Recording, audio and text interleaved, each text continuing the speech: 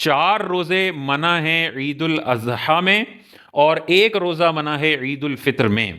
یہ کل ملا کر پورے سال میں 5 روزے ہیں جن کو مکروہ تحریمی قرار دیا گیا ہے، یہ روزے نہیں رکھے جا سکتے ہیں۔ اب اگر کوئی بندہ اپنی طرف سے کسی بھی دن کے روزے کو بدعت کہتا ہے، ناجائز کہتا ہے، گناہ کہتا ہے، تو وہ شریعت پر اضافہ کرنے والا ہے، اللہ اور رسول پر جھوٹ باندھنے والا ہے، کیونکہ وہ اپنی طرف سے، شریعت نے تو 5 روزے حرام کیے تھے، اگر کوئی اس ڈبے میں سے کوئی روزہ اپنی جہالت کی وجہ سے اٹھا کے اس ڈبے میں لے کر جاتا ہے تو وہ پھر شریعت پر افترا کرنے والا ہے، جھوٹ بولنے والا ہے۔ یہ روزہ رکھنے والا بدعتی نہیں ہے، اس پر بدعت کا فتویٰ لگانے والا بدعتی ہے، کیونکہ اس نے دین کے اندر نئی چیز ایجاد کر دی ہے۔ تو 15 شعبان کے روزے کو ہم مستحب اور نفل کہتے ہیں، رکھو ٹھیک ہے، نہ رکھو کوئی مسئلہ نہیں ہے۔ کوئی 27 رجب کا روزہ رکھتا ہے، ضعیف حدیث میں اس کی فضیلت آئی بھی ہے، نہ بھی آئی ہوتی تب بھی 26 کا روزہ رکھنا بھی نفل ہے، 27 کا روزہ رکھنا بھی نفل ہے، 28 کا روزہ بھی رکھنا نفل ہے۔ ہم نے آج تک کبھی بھی نہ 15 شعبان کے روزے کو واجب کہا ہے،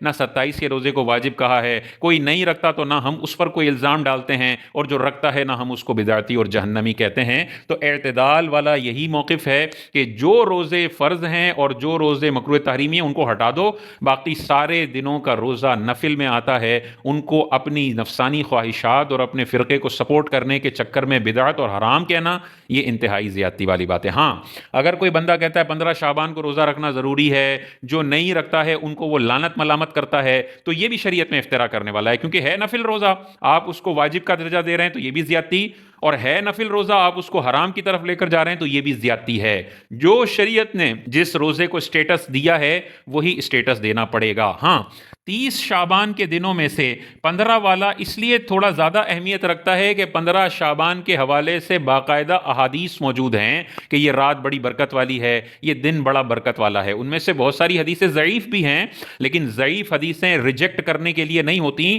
ہر مسلک والا، دیوبندی ہو چاہے اہل حدیث ہو، وہ سب اس بات کو تسلیم کرتے ہیں کہ ضعیف حدیثیں معاذ اللہ بیکار نہیں ہیں، بلکہ ضعیف حدیثوں سے فضائل ثابت ہو سکتے ہیں۔ دنوں کی فضیلت، راتوں کی فضیلت، روزوں کی فضیلت، اعمال کی فضیلت، شخصیات کی فضیلت، یہ ساری فضیلتیں ثابت کرنے کے لیے ضعیف حدیثیں قابل اعتبار ہوتی ہیں۔ صرف حرام اور حلال ثابت کرنے کے لیے ضعیف حدیثوں کا اعتبار نہیں ہوگا۔ ایک چیز بائی ڈیفالٹ حرام ہے، آپ ضعیف حدیث سے اس کو حلال ثابت نہیں کر سکتے۔ ایک چیز بائی ڈیفالٹ حلال ہے، آپ ضعیف حدیث کی بنیاد پہ اس کو حرام نہیں کہہ سکتے۔ لیکن 15 شعبان کو ویسے بھی روزہ رکھنا ہر مسلک کے نزدیک جائز ہے، ایک ضعیف حدیث بھی اس کو سپورٹ کر رہی ہے تو ہم کہیں گے ویسے بھی نفل تھا، اب بھی نفل ہے، باقی دنوں میں رکھتے ہو تو بھی اچھا ہے، لیکن اس دن کا اہتمام کر لیا جائے تو تھوڑا زیادہ اچھا ہے۔ چلو ایک ضعیف حدیث کی تائید تو مل رہی ہے، تو اس میں کون سا بڑا گناہ ہو گیا کہ وہ لوگ کہتے ہیں آپ 15 پہ فوکس کر رہے ہیں، آپ 27 پہ فوکس کر رہے ہیں؟ بھائی اس لیے کر رہے ہیں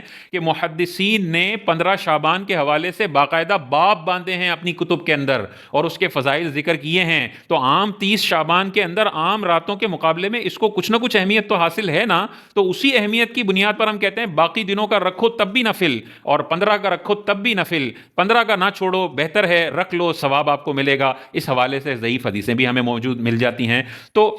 ہم نے جو موقف بیان کیا وہ قرآن و حدیث کے مطابق ہے۔ جو یہاں سے اٹھا کے روزے حرام میں ڈالتا ہے وہ شریعت پر افترا کرنے والا ہے، اللہ اور اس کے رسول پر جھوٹ باندھنے والا ہے، اسے اس حوالے سے توبہ کرنے کی ضرورت ہے۔